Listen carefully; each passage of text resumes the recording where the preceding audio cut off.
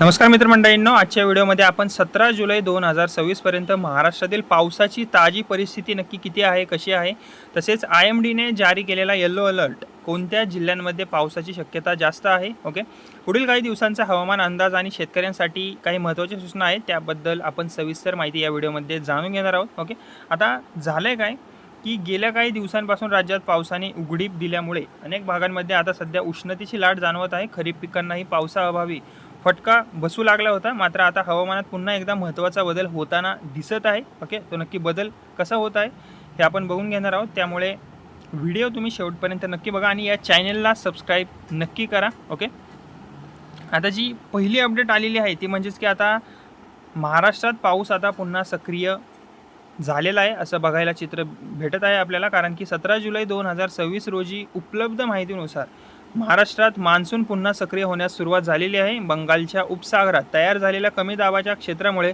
मान्सूनला पुन्हा बळ मिळत आहे. यामुळे राज्यातील अनेक भागांमध्ये पुढील काही दिवस हवामानात बदल होण्याची शक्यता व्यक्त करण्यात आलेली आहे. ओके, तसेच IMDने 13 जिल्ह्यांना सुद्धा येल्लो अलर्ट दिलेला आहे आज, म्हणजे की भारतीय हवामान विभाग अर्थात IMDने महाराष्ट्रातील 13 जिल्ह्यांसाठी येल्लो अलर्ट जो आहे तो आता जारी केलेला आहे. या जिल्ह्यांमध्ये विजांच्या कडकडाटासह हलका ते मध्यम पाऊस, तसेच ताशी 30 ते 50 किलोमीटर वेगाने वारे वाहण्याची शक्यता आहे. ओके, आता विदर्भातील कोणकोणते येल्लो अलर्ट जिल्हे आहेत ते आपण बघून घेऊयात. ओके, विदर्भातील खालील जिल्ह्यांना येल्लो अलर्ट देण्यात आलेला आहे, म्हणजेच की वाशिम, यवतमाळ, वर्धा, नागपूर, भंडारा, गोंदिया, चंद्रपूर, गडचिरोली.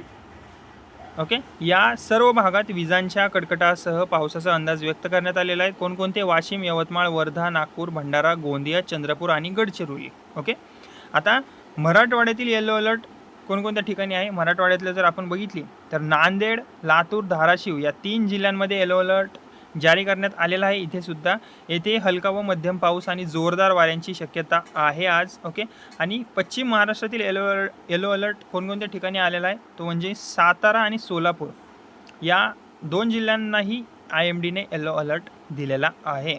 ओके, तसेच आता कोकणातील परिस्थिती जर बघितली तर मुंबई, ठाणे, रायगड, रत्नागिरी, सिंधुदुर्ग आणि पालघर या भागांमध्ये मुख्यतः ढगाळ वातावरण राहण्याचा आज अंदाज आहे. काही ठिकाणी हलक्या स्वरूपाच्या पावसाच्या सरी पडू शकतात, मात्र पुढील 4 दिवस मुसळधार पावसाची शक्यता सध्या व्यक्त करण्यात आलेली अजून तरी नाही आहे. ओके, आता उत्तर महाराष्ट्रामधील जर आपण परिस्थिती बघितली तर उत्तर महाराष्ट्रातील धुळे, नंदुरबार, जळगाव आणि नाशिक या जिल्ह्यांमध्ये हलक्या पावसाचा अंदाज आहे, मात्र समाधानकारक पाऊस होण्याची शक्यता अजून तरी कमी असल्याचे सांगण्यात आलेले आहे. यामुळे या भागातील शेतकरी अजूनही चांगल्या पावसाच्या प्रतीक्षेतच आहेत असेही म्हणता येईल. ओके, आणि मध्य महाराष्ट्र इथली जर कंडिशन आपण बघितली तर मध्य महाराष्ट्रातील बीड, परभणी, जालना, हिंगोली, छत्रपती संभाजीनगर या भागांमध्ये हलक्या स्वरूपाच्या पावसाच्या शक्यता आहे. सध्या या जिल्ह्यांसाठी कोणताही हवामान इशारा जारी करण्यात आलेला नाही आहे. ओके, आता पुढील 5 ते 7 दिवसांचा जर अंदाज बघितला तर हवामान विभागाच्या बेसिकली माहितीनुसार पुढील 5 ते 7 दिवस महाराष्ट्रातील बहुतांश भागांमध्ये हलक्या ते